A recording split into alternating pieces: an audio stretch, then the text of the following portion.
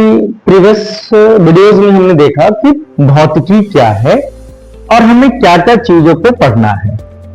कुछ रिकॉल करते हैं प्रीवियस क्लासों का कि भौतिक विज्ञान की वैसी शाखा है जिसके अंतर्गत प्राकृतिक और प्राकृतिक में होने वाले घटनाओं को अध्ययन करते हैं, उसे भौतिकी कहते हैं, फिजिक्स कहते हैं। एग्जाम्पल्स बल, दाब, गुरुत्वाकर्षण बल, बारिश का होना, दाब लगाना, त्वरण बल, इत्यादि कार, ऊर्जा, शक्ति, कई चीजों को हम देख पाते हैं। अब हम बात कर रहे थे कि फिजिक्स को हम किस तरीके से बांटेंगे। तो फिजिक्स को हम दो तरीके से बांट के रखे थे। एक हम पढ़े थे क्लासिकल फिजिक्स और एक हम समझ पाएंगे। फिजिक्स को हम दो तरीके से बांट के सर चलेंगे। एक फिजिक्स क्लासिकल फिजिक्स होगा और एक फिजिक्स मॉडर्न फिजिक्स होगा। आज हम लोग कुछ क्लासिकल फिजिक्स के टॉपिक्स जैसे ऑप्टिक्स की चर्चा करेंगे। क्लासिकल फिजिक्स जो हम 1900 से पहले ईस्वी में पढ़ाई करते हैं क्लासिकल फिजिक्स है, और उसके बाद का जो साल का स्टडी करते हैं वो मॉडर्न फिजिक्स है। अब आते हैं थंबनेल्स पे। हम लोग इसकी चर्चा करेंगे ऑप्टिक्स। रे ऑप्टिक्स क्या है, ऑप्टिक्स माने प्रकाश क्या है, प्रकाश की किरण क्या है, प्रकाश के गुण क्या हैं और कौन कौन से प्रॉपर्टीज हैं। इसमें आपको दिखे गए होंगे ray optics, wave optics, optical instrument और न्यूमेरिकल। इस सभी चीजों को हम अपनी वीडियोज में पढ़ेंगे और देखेंगे। सामान्यतः चीजों को जैसे रे ऑप्टिक्स, किरण क्या होंगे, किरण कैसे फ्लो करेंगे, प्रकाश किस चीज तरीके से गमन करती है एक माध्यम से दूसरे माध्यम में, इस चीज को देखेंगे। उसके बाद वेव ऑप्टिक्स, प्रकाश एक तरंग है, तरंग के रूप में कैसे संचरण करती है और उससे गुणों को पढ़ेंगे। ऑप्टिकल इंस्ट्रूमेंट का मतलब है माइक्रोस्कोप क्या है, टेलीस्कोप क्या है, उसके गुण क्या है, उसके फंक्शन क्या है, चीजों को पढ़ेंगे। और आखिरी चीजों में सभी की कंबाइंड PYQ और न्यूमेरिकल्स को पढ़ेंगे। तो चलिए हम अपने टॉपिक्स पर एंट्री करते हैं। आज के टॉपिक्स हमने लिया है प्रकाशिकी। आज के टॉपिक्स हमने लिया है प्रकाशिकी, जिसे हमने पिछली वीडियोज में भी कहा था कि प्रकाशिकी क्या है। इसे ही हम इंग्लिश में ऑप्टिक्स कहते हैं। ऑप्टिक्स के परिभाषा बनते हैं कि भौतिक विज्ञान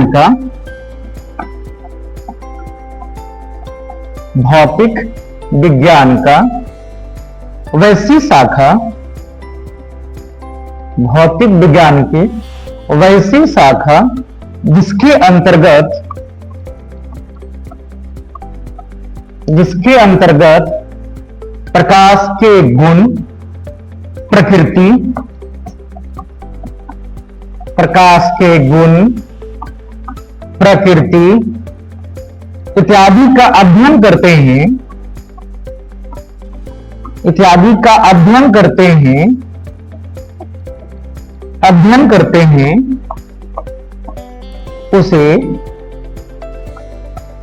उसे प्रकाशिकी कहते हैं। अब ये मैटर हुआ कि सर प्रकाश की गुण प्रकृति क्या क्या है। तो जैसे प्रकाश का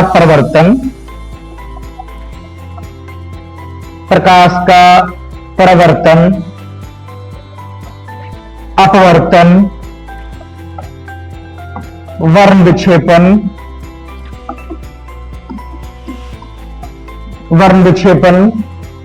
व्यतिकरण, विवर्तन इत्यादि गुणों को पढ़ते हैं। व्यतिकरण,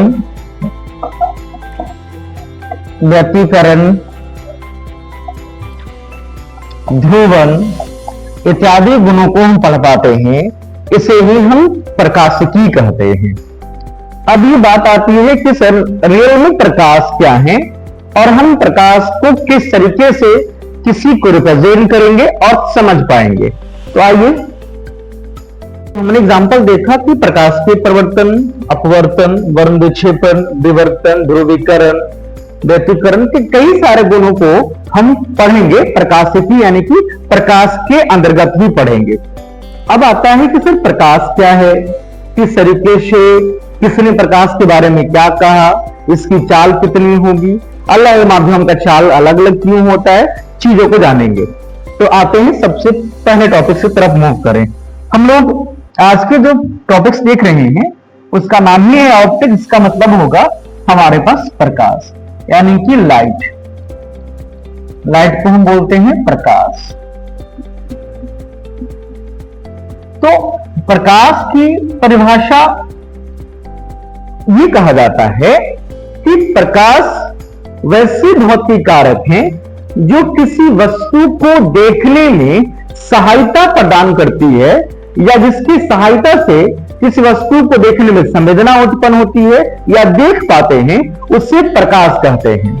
कहने का मतलब क्या है, जैसे किसी भी वस्तु से प्रकाश टकराकर हमारे आंखों पर आती है तभी हम किसी वस्तु को देख पाते हैं। जैसे मान लिया जाए कि ये हमारे एक ऑब्जेक्ट है और ये सोर्स ऑफ लाइट है जिसे हम प्रकाश स्रोत मानेंगे। यहां पर कोई इंसान खड़ा है, इसकी आंखें इस तरीके से हमने बना रखा है नॉर्मल तरीके से। ये यहां से वस्तु पर किरणें टकराएंगी और इस ऑब्जेक्ट पर एंट्री करेंगी। जब तक ये इसके पास नहीं आएंगी तब तक ये दिखाई नहीं देगा। तो आंख तो प्रतिबिंब को बना ही पा रहा है, लेकिन सहायता संवेदना डेवलप कौन कर रहा है, तो प्रकाश। कौन डेवलप कर रहा है, प्रकाश। तो इसलिए हमने कहा कि प्रकाश वह भौतिक कारक है जो किसी वस्तु को देखने में सहायता प्रदान करती है या संवेदना उत्पन्न करती है, उसे प्रकाश कहेंगे। लेकिन अब ये मैटर उठता है कि भौतिक कारक और राशि क्या होते हैं। भौतिक कारक यानी फिजिकल इवेंट, भौतिक कारक और भौतिक राशि क्या होते हैं। दोनों में डिफरेंस ये है कि भौतिक कारक कोई घटना के रूप में होगी जिसका कोई मात्रक नहीं होगा, जिसका कोई डायमेंशन नहीं होगा, बीमा नहीं होगा। लेकिन भौतिक राशि उसे बोलेंगे जिससे नापा या तोला जा सके या जिसे किसी न किसी पद में हम माप सके। जैसे बल के मात्रक न्यूटन होंगे, दाब के मात्रक पास्कल होंगे, वेग का मात्रक मीटर पर सेकंड होंगे, ईटीसी। लेकिन प्रकाश का कोई मात्रक नहीं होता है, इसलिए यह घटना के तौर पर देखने को मिलता है। इसलिए हम इसे प्रकाश एक भौतिक कारक कहते हैं, भौतिक राशि नहीं कहते हैं। राशि में कौन कौन रखेंगे, बल, द्रव्यमान, समय, वेग, कई सारे चीजों को हम देख पाएंगे। लेकिन प्रकाश का मात्रक तो नहीं है, लेकिन प्रकाश के कई सारे गुण जो हम अवेलेबल रखते हैं, जैसे तरंगदैर्घ्य का होना, आयाम का होना, इसके वेग का होना, इसके मात्रक होंगे, इसका आवृत्ति का होना, ये सभी के मात्रक हैं, लेकिन प्रकाश के मात्रक नहीं है। इसलिए हम कहते हैं कि प्रकाश एक वैसे भौतिक कारक है जो किसी वस्तु को देखने में सहायता या संवेदना उत्पन्न करती है।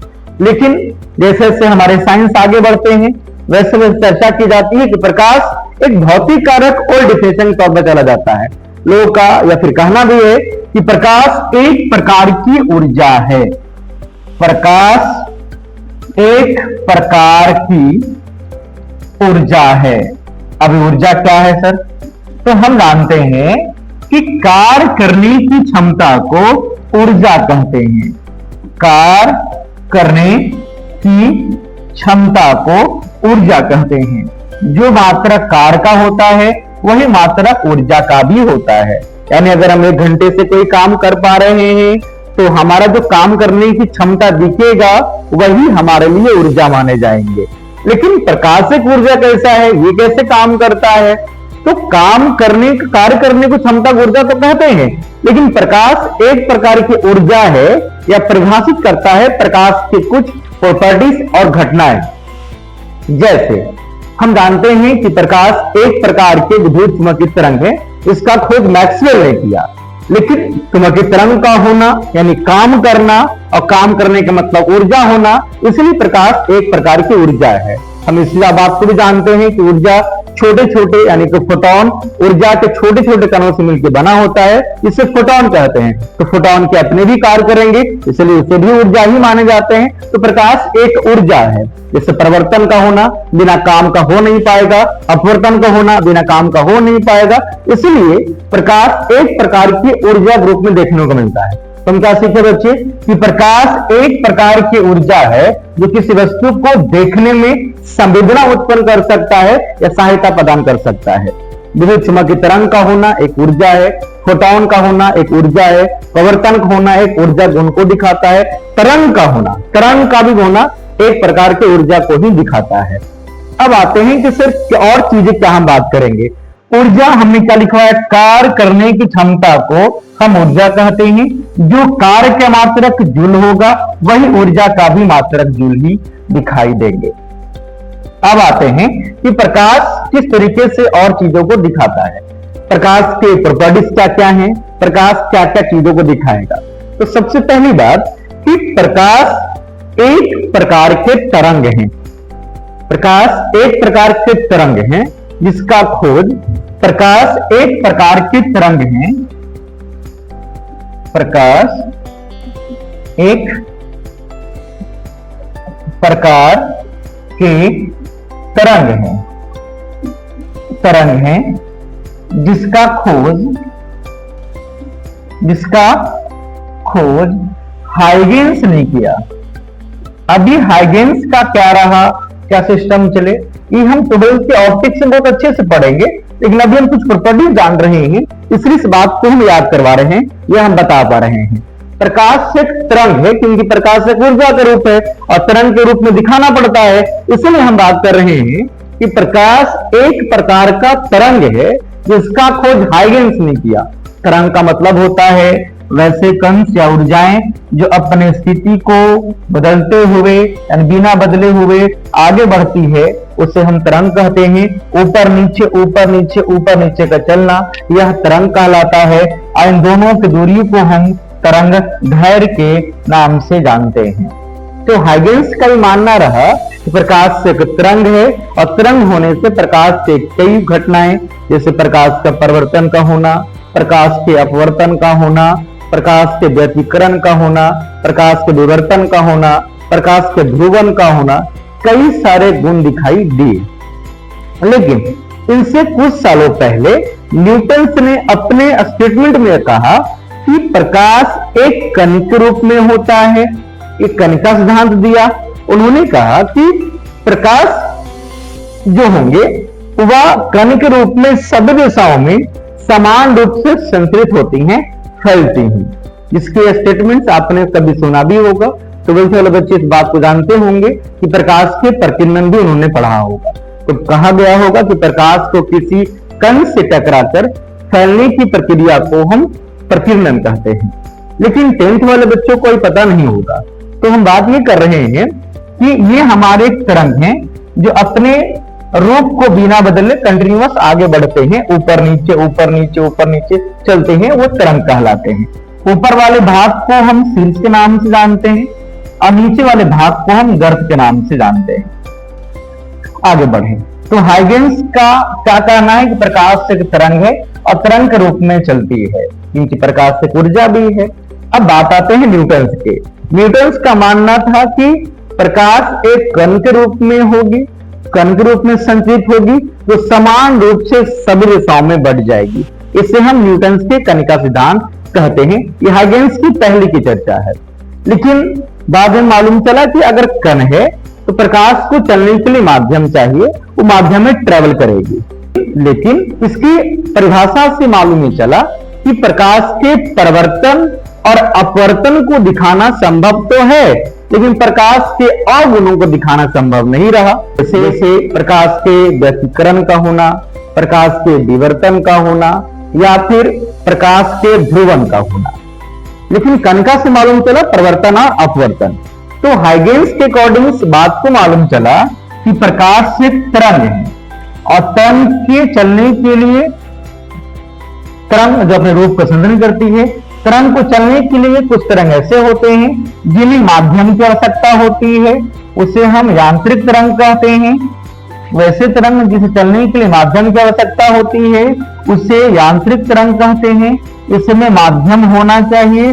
और कुछ ऐसे तरंग होते हैं जिन्हें चलने के लिए माध्यम की आवश्यकता नहीं होती है, उसे अयांत्रिक तरंग कहते हैं। इसमें माध्यम की आवश्यकता हो भी सकता है और नहीं हो सकता है। एग्जाम्पल क्या क्या रखेंगे, तो ध्वनि वैसे तरंग हैं जिन्हें चलने के लिए माध्यम की आवश्यकता होती है।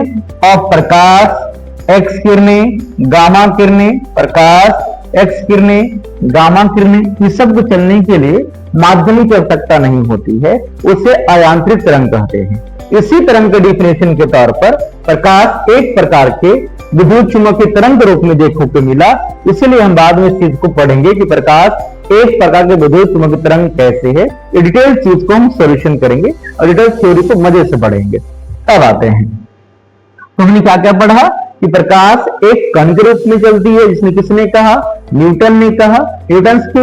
न्यूटन ने कहा कि समान रूप से प्रकाश क्या होती है, सभी दिशाओं में फैलती है। हाइगेंस ने कहा कि प्रकाश एक तरंग है, प्रकाश तरंग रूप में चलती है, ऊपर नीचे चलेगी, तो तरंग है तो ऊर्जा है। अब बात होती है कि सर तरंग है तो क्या माध्यम होंगी, तो माध्यम होंगी। तो हाइगेंस के तरंग सिद्धांत में, हाइगेंस के तरंग सिद्धांत में उन्होंने माध्यम जो लिया, माध्यम ईथर को लिया। ईथर वैसे माध्यम को माना गया जो द्रव्यमानहीन था, मात्रकहीन था। इसके बाद द्रव्यमान नहीं माने गए, द्रव्यमान नहीं होंगे तो ये विरोध कम करेगा, इस तरीके से हम इसके नाम को रखें। ठीक है बच्चों, अब आगे आते हैं। अब सभी चीज को बेस डिटेल करेंगे, बहुत चीज को डिटेल करेंगे। अभी हम आपको इंट्रोडक्शन के तौर पर दिखा रहे हैं कैसे कैसे चीजों को समझना है हमें। इसके बाद हमारे पास आते हैं मैक्सवेल। मैक्सवेल का मानना है कि प्रकाश एक प्रकार का विद्युत चुम्बकीय तरंग है। प्रकाश एक प्रकार का विद्युत चुम्बकीय तरंग है। अब क्या है भाई, विद्युत चुम्बकीय तरंग जिसे हम इंग्लिश में बोलते हैं इलेक्ट्रोमैग्नेटिक वेव। वैसे वेव, वैसे तरंग जिसमें विद्युत क्षेत्र और चुंबकीय क्षेत्र दोनों होते हैं, उसे हम विद्युत चुम्बकीय तरंग कहते हैं। वैसे तरंग जिसमें विद्युत क्षेत्र और चुंबकीय क्षेत्र दोनों उत्पन्न होते हैं, उसे विद्युत चुम्बकीय तरंग कहते हैं। इन्हें चलने के लिए माध्यम हो भी सकता है और माध्यम नहीं भी हो सकता है। जैसे हमने प्रकाश दिखाया, तो प्रकाश एक विद्युत चुम्बकीय तरंग है। दूसरा एक्स किरणें की चर्चा करेंगे, गामा किरणें की चर्चा करेंगे, परावैगनी किरणें की चर्चा करेंगे। ये सभी के सभी हमारे पास एक विद्युत चुम्बकीय तरंग है, जिसकी चाल प्रकाश की चाल के बराबर होता है। तो निर्वात में रखा जाता है या हवा में 3 गुने 10⁸ मीटर पर सेकंड होता है। ये रही बात हमारे पास प्रकाश के। तो मैक्सवेल का ही मानना रहा कि प्रकाश एक प्रकार का विद्युत चुम्बकीय तरंग है, जिसकी प्रकाश के माध्यम हो भी सकता है, नहीं भी हो सकता है। इन सभी किरणाओं की चाल प्रकाश के चाल के बराबर लगभग 3 गुने 10⁸ मीटर पर सेकंड होते हैं बच्चों। अब आता है कि सर प्रकाश की कणिका सिद्धांत न्यूटन ने कहा कि प्रकाश सभी दिशाओं में समान रूप से फैल जाएगी, जिसके कारण प्रकाश के हम गुण को पढ़ पाए, परिवर्तन और अपवर्तन को देखे। उसके बाद हमने कहा कि प्रकाश एक तरंग है, इसके कारण हाइगेंस ने कहा ईथर माध्यम रखा। ईथर माध्यम जो था वो द्रव्यमानहीन था, वो आगे बढ़ने के लिए कह रहे थे। अब आते हैं हाइगेंस के कुछ और भी चीजों को पढ़ेंगे, तो बिल्कुल और डिटेल करेंगे हम इसके लिए। मैक्सवेल का मानना रहा कि प्रकाश एक प्रकार का विद्युत चुम्बकीय तरंग है, जिससे माध्यम चलने के लिए हो भी सकता है और नहीं भी हो सकता है। जैसे प्रकाश, एक्स किरणें, गामा किरणें, परावैगनी किरणें, ये सभी की चाल लगभग प्रकाश के चाल के बराबर होते हैं, 3 गुने 10⁸ मीटर पर सेकंड। लेकिन हम एक और चीजों को पढ़ेंगे कि प्रकाश एक अनुप्रस्थ तरंग का उदाहरण है। अनुप्रस्थ तरंग क्या है, साउंड में हम लोग पढ़ेंगे कि सर तरंग किस रूप में चलती है और अनुप्रस्थ अनुदैर्घ्य क्या होती है। तो प्रकाश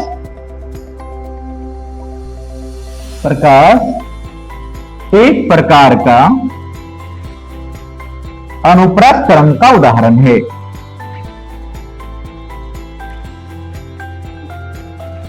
अनुप्रस्थ तरंग का उदाहरण है। अनुप्रस्थ तरंग कहने का मतलब होता है वैसे तरंग जो चलने की दिशा लंबवत होती है या सीधी रेखा में आगे बढ़ती है, लेकिन लंबवत हो, उसे अनुप्रस्थ तरंग कहेंगे। तो हम सभी लोग जानते हैं कि प्रकाश एक सीधी रेखा में गमन करती है। प्रकाश एक सीधी रेखा में गमन करती है, जिसके कारण ही वस्तुओं के इमेज प्राप्त होता है, प्रतिबिंब प्राप्त होता है, चाहे वास्तविक हो या काल्पनिक हो। तो प्रकाश एक अनुप्रस्थ तरंग के उदाहरण है, क्योंकि यह सीधी रेखा में और लंबवत चलती है। तो माध्यम के लंबवत चलने वाले तरंग अनुप्रस्थ तरंग कहलाते हैं और समांतर चलने वाले तरंग अनुदैर्घ्य तरंग कहलाते हैं। समांतर चलने वाले तरंग जो अनुदैर्घ्य कहलाते हैं, ये समानांतर चलते हैं। लिखते चलेंगे बच्चों आप लोग भी मेरे साथ। समांतर चलने वाले तरंग अनुदैर्घ्य कहलाते हैं और लंबवत चलने वाले तरंग हमारे पास लंबवत चलने वाले तरंग अनुप्रस्थ कहलाते हैं। तो हमने ये सीखा कि प्रकाश एक प्रकार का अनुप्रस्थ तरंग है जो सीधी रेखा में एक ही दिशा में आगे बढ़ती है और लंबवत होती है। इस चीज को देख लिए। अब कई सारे चीज को परिभाषित करने के लिए मिले। न्यूटन का फिर रिकॉल करते हैं। न्यूटन का ये रहा कि प्रकाश एक कण का सिद्धांत है, लेकिन बाद में मालूम चलता है कि सर प्रकाश सीधी रेखा में गमन करती है। सीधी रेखा में गमन क्यों करती है? समान तौर पर हमने भी क्या कहा कि प्रकाश एक प्रकार के अनुप्रस्थ तरंग है, तरंग के उदाहरण है जो सीधी रेखा में गमन करती है और लंबवत होती है। तो प्रकाश सीधी रेखा में गमन करती है। प्रकाश सीधी रेखा में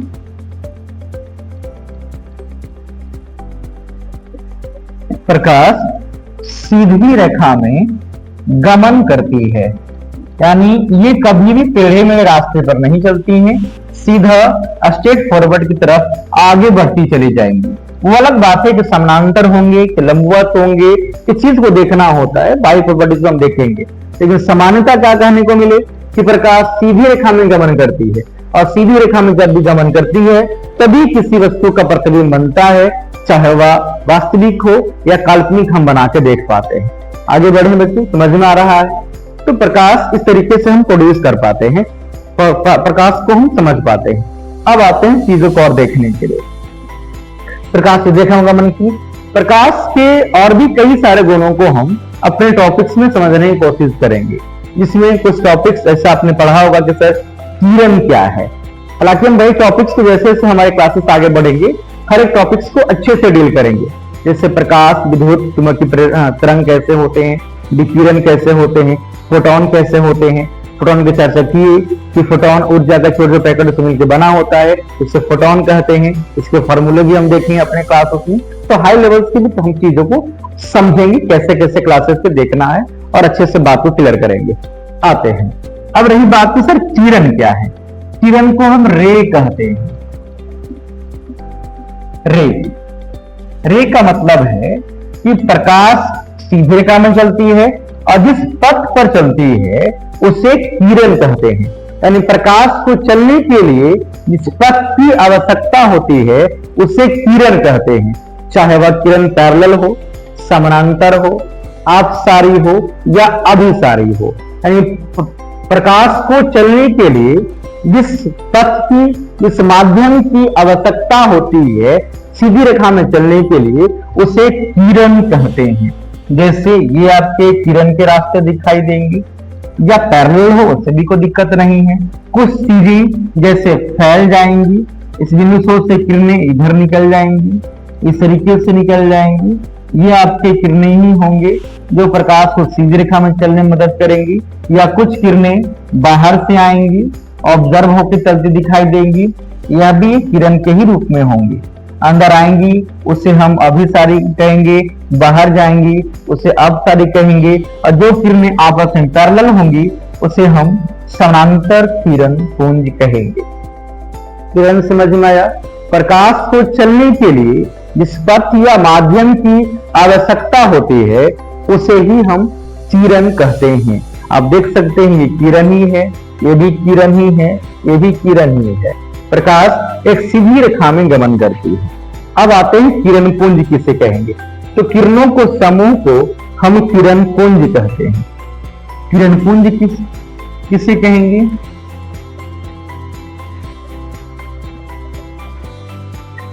किरणों को समूह को, जिस पथ पर किरण चलता है, तो किरणों को समूह को किरणों को समूह को किरण पुंज कहते हैं। जो जहां पर किरणें ऑब्जर्व होंगे उसे हम या फिर निकलेंगे या दिखाई देंगे उसे हम किरण पुंज कहेंगे। यानी जैसे आप ट्यूबलाइट देख रहे होंगे, इससे कई सारे किरणें बाहर निकल रहे हैं, तो यह किरण पुंज के जैसा हमको दिखाई देगा। हम तीन तरीके से पढ़ेंगे, समानांतर किरण पुंज, अपसारी किरण पुंज और अभिसारी किरण पुंज। हालांकि इसे ऊपर नीचे भी किया जा सकता है। पहला हम देख लेते हैं अभिसारी किरण पुंज, अभिसारी। दूसरा देखेंगे अपसारी, तीसरा देखेंगे समांतर किरण पुंज। अभिसारी कहेंगे वैसे किरण पुंज जिसमें किरणें किसी बिंदु स्रोत पर आकर मिलती हो या किसी बिंदु पर आकर मिलती हो निकलने के बाद उसे हम अभिसारी किरण पुंज कहेंगे। वैसी किरण पुंज जिसमें प्रकाश से किरणें किसी बिंदु पर आकर मिलती हो उसे हम अभिसारी किरण पुंज कहेंगे। जैसे यह कोई बिंदु मानिए और इस बिंदु पर कई सारे इस तरीके से रे आपको दिखाई दे रहे होंगे ऐसे, और सभी एक अंदर की ओर आ रहा हो जो इस बिंदु पर मिल रहा हो, इसे हम अभिसारी किरण पुंज कहेंगे। अभिसारी किरण पुंज के हिसाब से यानी कुछ दर्पण की पढ़ेंगे जिसमें अवतल दर्पण को हम अभिसारी दर्पण के रूप में देखेंगे। अवतल दर्पण को अभिसारी दर्पण भी हम लोग कहेंगे। ऐसा क्यों कहेंगे, इसके प्रॉपर्टीज में हम देखेंगे जब मिरर को समझेंगे तब। आते हैं तो वैसे प्रकाश की किरणें जो किसी बिंदु पर आकर मिलती हो उसे हम अभिसारी किरण पुंज कहते हैं। फैले नहीं, सिकुड़ जाए, मिल जाए, उसे हम अभिसारी किरण पुंज कहते हैं। जैसे मानिए कि सन से किरणें आए और सब किरणों को हम ऑब्जर्व करके अपने पास रख ले, तो हम उस वक्त अभिसारी किरण पुंज के जैसा बिहेव करेंगे, काम करेंगे। क्लियर है? आगे आइए। अपसारी कहते हैं वैसी किरण पुंज जिसमें किरणें किसी बिंदु से निकलकर फैल जाती हो। जैसे आप ये देख रहे हैं ट्यूबलाइट है, सन है या मोमबत्ती के लाइट हैं जिससे किरणें पूरी तरीके से फैलती हो उसे हम अपसारी किरण पुंज कहते हैं। यानी वैसे किरण पुंज जिसमें किसी बिंदु स्रोत से प्रकाश फैलती है उसे हम अपसारी किरण पुंज कहते हैं। ठीक है? समानांतर किरण पुंज किसे कहेंगे? तो वैसे किरणें इसके एक दूसरे किरणें आपस में समानांतर होती हो, चाहे समानांतर है आपस में समानांतर होती हो, उसे हम समांतर किरण पुंज कहते हैं। किरण पुंज समझ में आया? किरण किसे कहेंगे?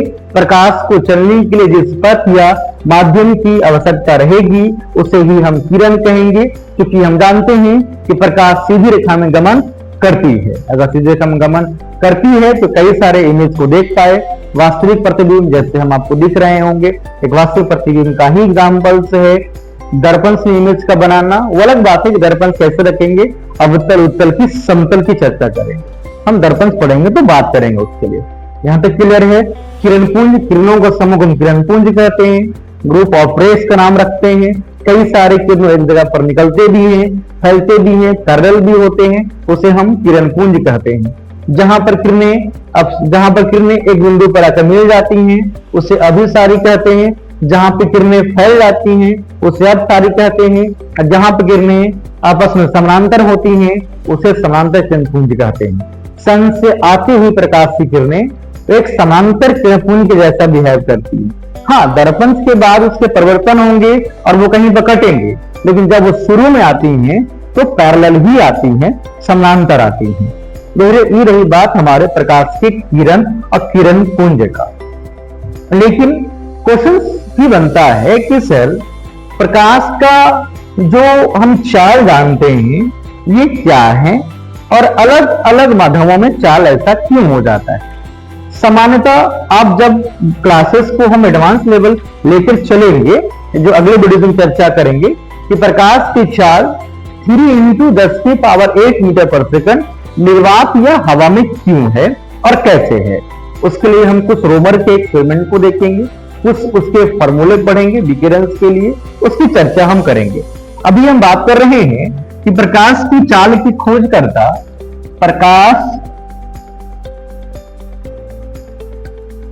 प्रकाश की, आप लोग भी लिखते चलेंगे, प्रकाश की चाल से हम वेग के तौर पर देख पाएंगे, चाल या वेग। बस डिफरेंस ये है कि सदिश और अदिश की हम चर्चा करेंगे इस बात को।